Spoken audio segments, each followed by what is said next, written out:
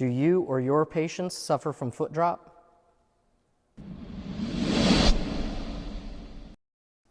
Foot drop is usually treated with a stiff, non-movable brace to keep the foot in place and does not really allow for flexion or extension.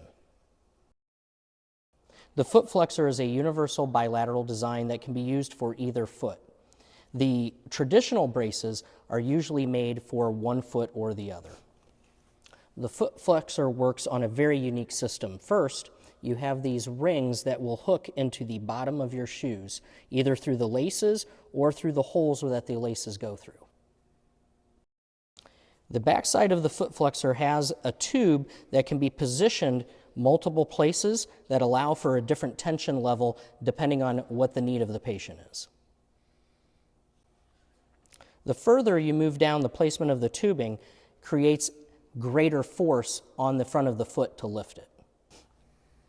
First, the placement of the FootFlexor should be with the bottom of the tab here of the FootFlexor placed right at the back side of the heel.